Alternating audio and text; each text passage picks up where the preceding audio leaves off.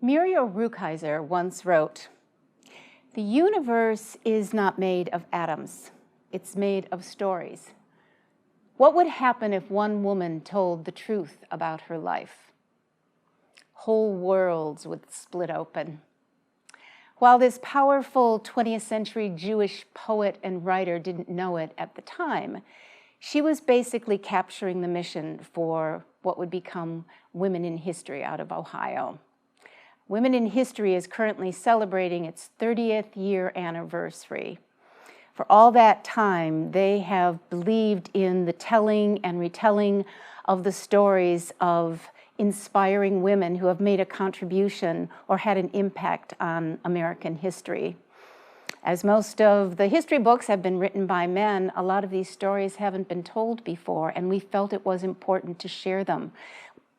We've been invited to share our stories at schools and universities, libraries, retirement villages, historical societies, prisons, military bases, both in-state and across the country. It's always a privilege to get a chance to tell their stories.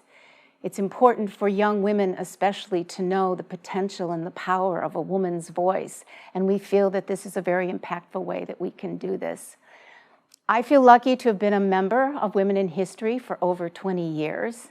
It's always with gratitude that I go out and share one of the many characters that I've been able to do, and we're always looking for new members, so we want to put that out there as well. There are so many beautiful and diverse stories that we'd like to be able to tell.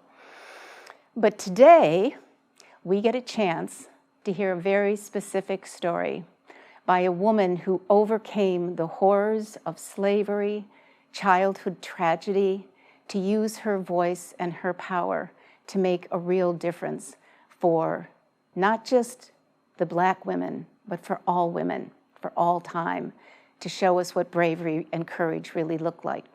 Her name is Ida B. Wells-Barnett, and who better to tell her own story than Ida herself?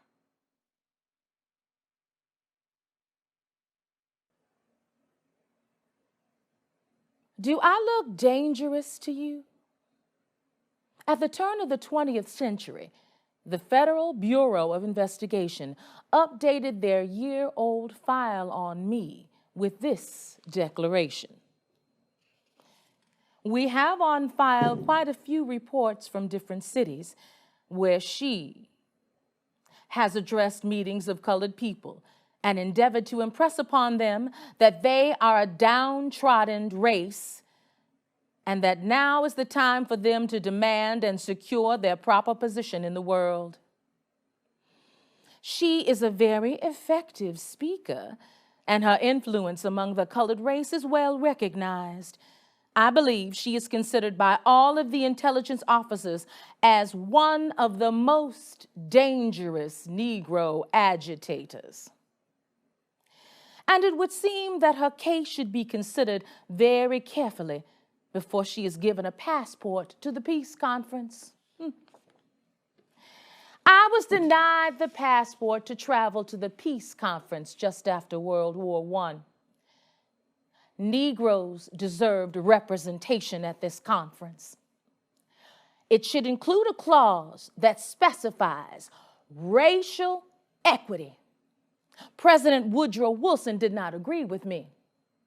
Now, how could a country discuss peace in France while they kept a race of their own citizens in poor conditions and treated them extremely poorly? I'm sorry, ladies and gentlemen. I have neglected to introduce myself. I am Ida B. Wells-Barnett. I have dedicated my life to exposing the hypocrisy at the core of America's vision for itself. I was branded radical. Radical because I spoke against racism, sexism, economic exploitation, and lawlessness. I interviewed people associated with lynching. I believe you all today call it investigative journalism. I was not alone in being scrutinized by the FBI. Many of my peers, W.E.B. Du Bois, A. Philip Randolph, Ella Baker, they were also considered suspect. When you witness discrimination and violence among your own people and you refuse to stay silent, you are considered suspect. I was born August 16th, 1862, in Holly Springs, Mississippi. I was the first of 8 children. My parents, Elizabeth and James, were born slaves, and I inherited that status. I was the oldest, and I often found myself caring for my brothers and sisters. Had the war not ended, I would have inherited the same job my mother had, a cook. When I was just under 3 years old, the war ended. I was able to go to school. Now, when I went to school, my mother went with me. She went just long enough to learn to read the Bible. Prior to the end of the war, it was illegal for slaves to learn to read. We went to Shaw University.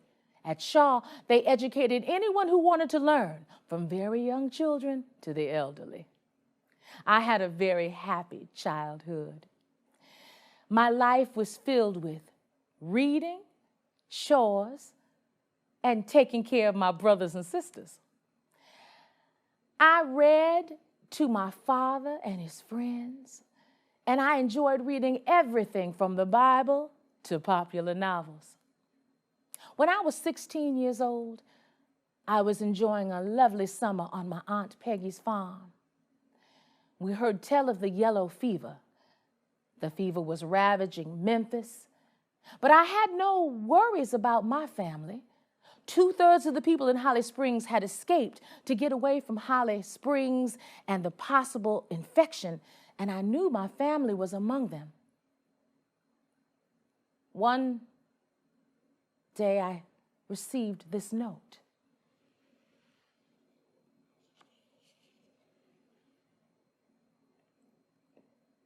Jim and Lizzie Wells have both died of the fever. They died within 24 hours of each other. The children are all at home, and the Howard Association has put a woman there to take care of them. Send word to Ida.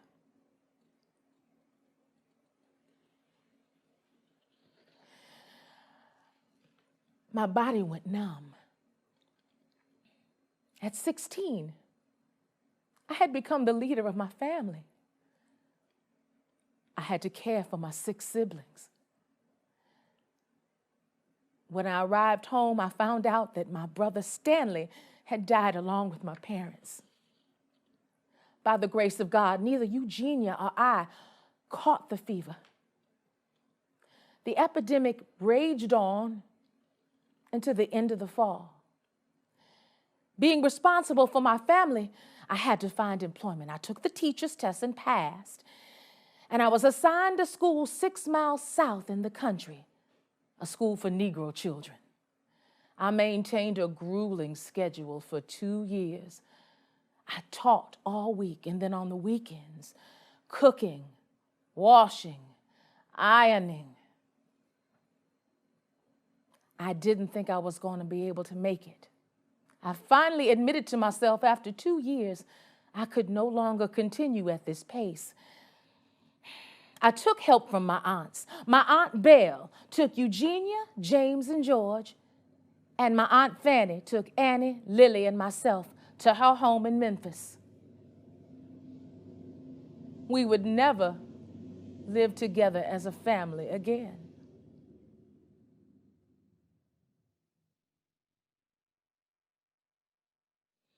In 1881, once we were settled in Memphis, I found a job in Woodstock, just 10 miles away. Unfortunately, that meant I had to take the train. In 1881, Tennessee passed a Jim Crow law stating that Negro customers and white customers were to sit in separate cars. Well, I sat in the ladies' coach. For 2 years, this went uneventfully until one day I was asked to move to the colored car. I refused to move. The conductor grabbed me and I bit his hand. Well, he went and got 2 more men to try and drag me off the train.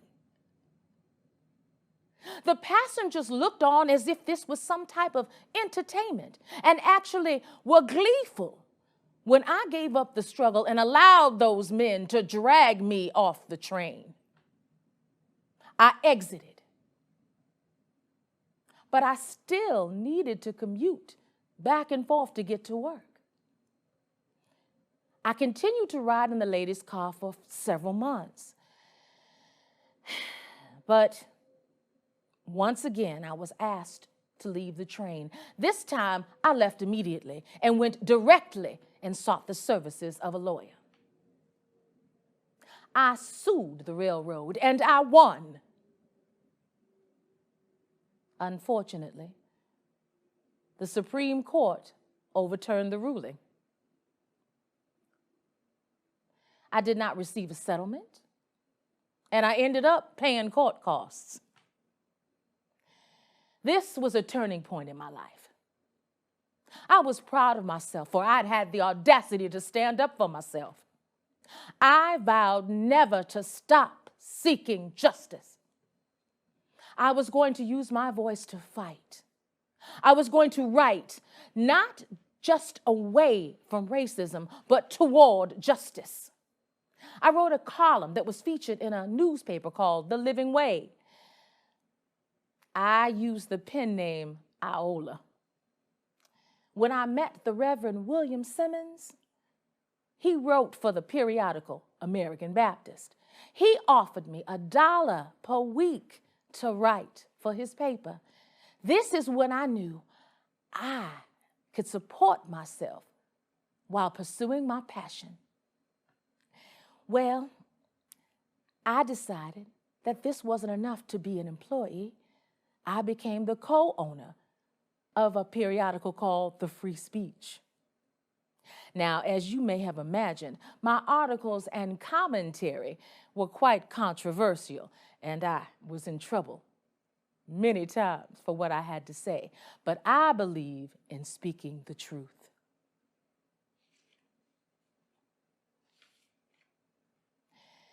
I had the audacity to criticize the Memphis school system for the unequal treatment of Negro and white populations, unequal facilities, unequal treatment of the employees and the teachers, unequal resources. There were vast differences in the two systems. I found myself without a job. In 1892, while I was selling subscriptions for free speech in Natchez, Mississippi, a tragedy struck near my home. The owners of the People's Grocery were lynched. These 3 men, very good friends of mine, opened the People's Grocery. They were competition with a white store owner named William Barrett. He had a monopoly on the field until the People's Grocery owners, Moss, McDowell, and Stewart, opened up the People's Grocery. This man was determined to see these men fail. One day there were some boys, both black and white, that got into an altercation over a marbles game. An argument ensued. Mr. Barrett spread the rumor that there was a riot in the community due to the People's Grocery. On March the 9th,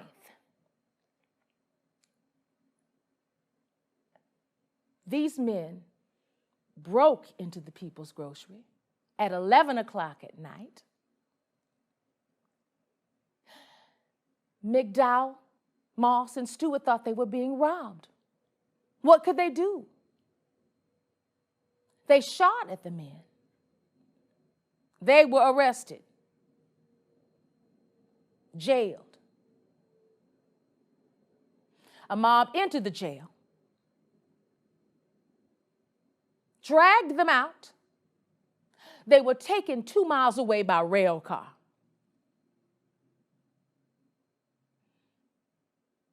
In a field. They were tortured and then lynched.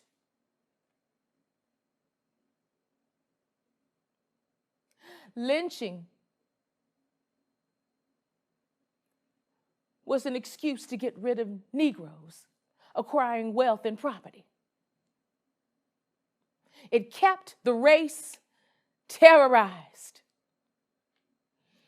The design was to keep the nigger down.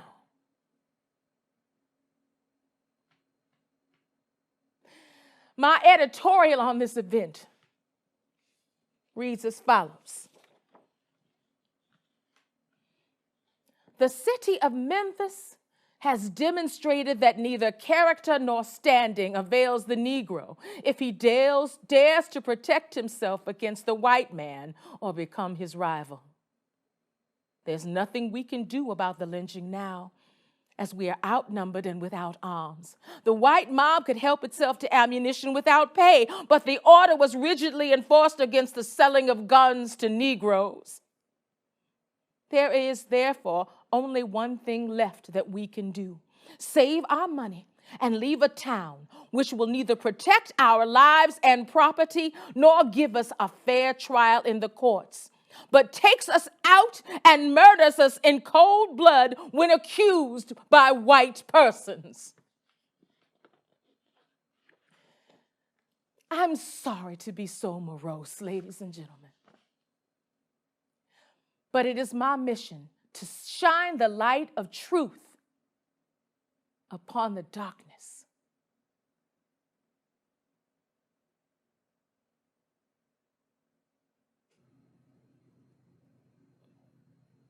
Let me share with you some of the accomplishments I've made that are a little more uplifting. In 1910, my husband Ferdinand and I founded the Negro Fellowship Reading Room and Social Center. Now, Negro migrants came from the South to work in Chicago. They had no place to gather. We wanted them to have a place to commune.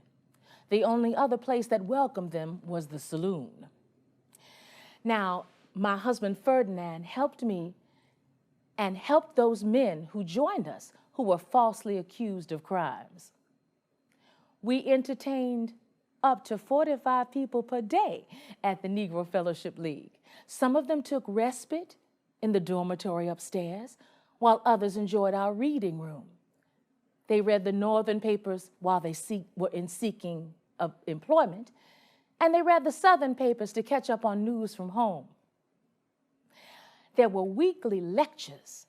We had luminaries such as Jane Addams and Carter G. Woodson that came to speak to our guests. Unfortunately, the funds for the Negro Fellowship League were exhausted in about 3 years. That's when I had to go to work, and that's how I became Chicago's first Negro female probation officer. At the Negro Fellowship League, we helped over 1,000 men find jobs. In 1917, a white man showed up at the door. He came to inquire about the buttons that were being shared and sold from the Negro Fellowship League. He turned out to be a reporter for the Herald Examiner. I was glad to welcome him. I gladly gave him a button in hopes that a story would be written to tell the story of the soldiers we were honoring with the buttons we had created. There were soldiers who were killed by the government, and these buttons were designed to honor those brave men. 2 hours later, after the reporter left, 2 other white men showed up at the Negro Fellowship League. Now, as you may imagine, it was quite unusual for white folk to show up at the Negro Fellowship League. These gentlemen were Secret Service agents. They had come to warn me. One of them said, "If you continue to sell those buttons, you may be arrested." I would be arrested. for honoring soldiers who fought for their country. These gentlemen were a Black Army unit. They'd been sent from New Mexico to guard construction at Camp Logan in Houston. The people of Houston met them with such disdain. They felt that if they showed kindness to these soldiers, then all Negroes would expect the same treatment. They considered the soldiers to be uppity. One day, a white police officer was arresting a Black woman, and Corporal Charles W. Baltimore came to her rescue. Corporal Baltimore was beaten. Another Negro officer was sent to find out what had happened. He was beaten also. This incident provoked 118 Black soldiers to be arrested. 63 were charged with mutiny after a mock of a trial. 13 of the soldiers were found guilty and they were hanged. Not one white person was punished for this travesty. I designed these buttons to bring attention to the situation and honor the soldiers who lost their lives for absolutely no reason other than serving their country and protecting Negro womanhood. This impetus started my FBI file in 1918. FBI file 123754, January 2nd, 1918. At Chicago, agent called on subject together with Detective Sergeant Bush, Chief Shuttler's office. Chicago Police Department told her that Department of Justice wanted her to discontinue sale of buttons. She went into a great deal of detail concerning her right to protest against the recent hanging of the Negro soldiers, saying it was the first time this had ever been done without an appeal to the president. She would not give me a definitive answer whether she would stop the sale of these buttons or not. And she also said she wanted to be brought into court so that she could die for this cause if need be. She added she would see her lawyer, my husband, Ferdinand, and obtain his advice before she would say yes or no to our order to stop this sale. Called on Sec Lauder Company, 322 West Madison Street, and they say they made up 500 buttons and delivered them on December 15th. I warned them not to make any further deliveries of the same, and they promised not to take any more orders.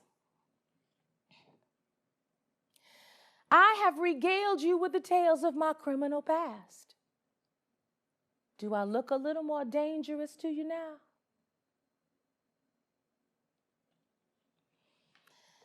Let me tell you a little bit about my work to promote women's suffrage.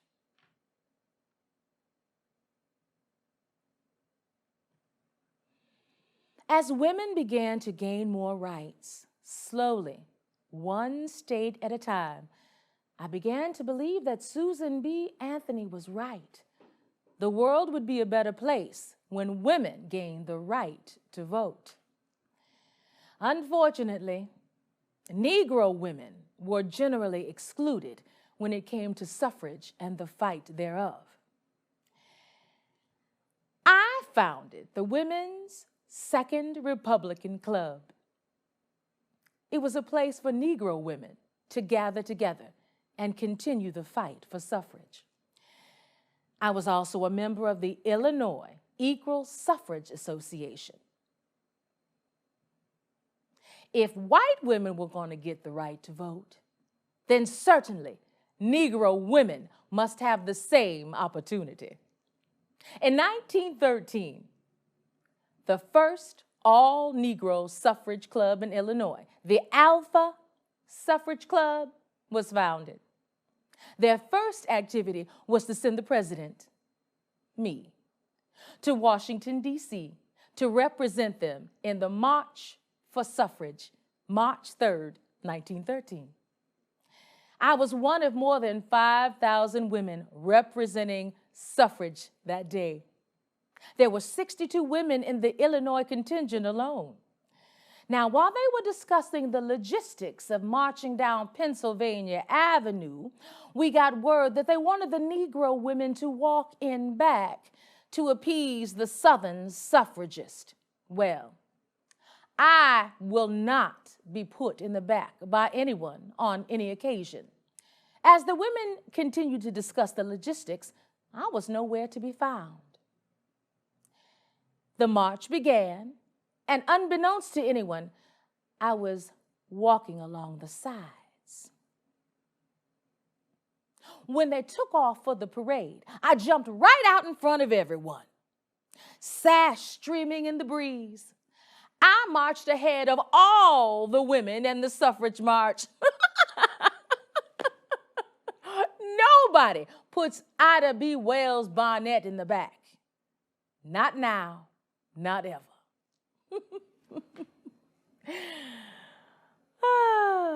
On March 5th, the Chicago Tribune ran an article. A photograph showed me in the front of all the suffragette women, draped in our wide suffrage banner, fighting for our right to share our voices.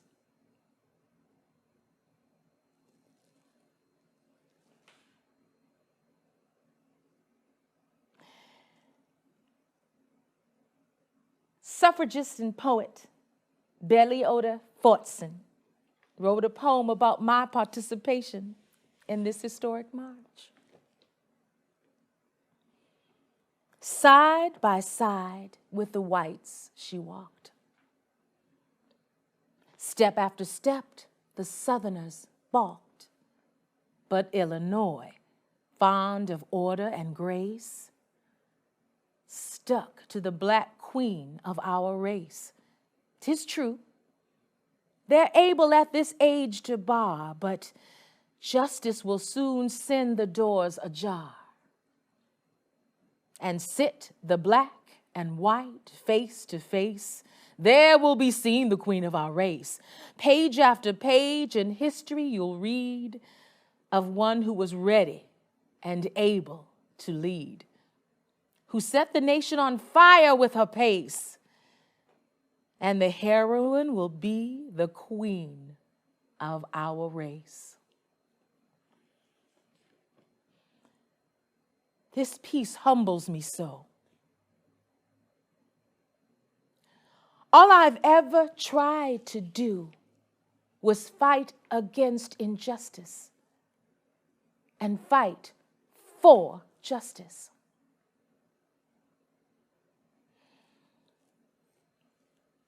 The light of truth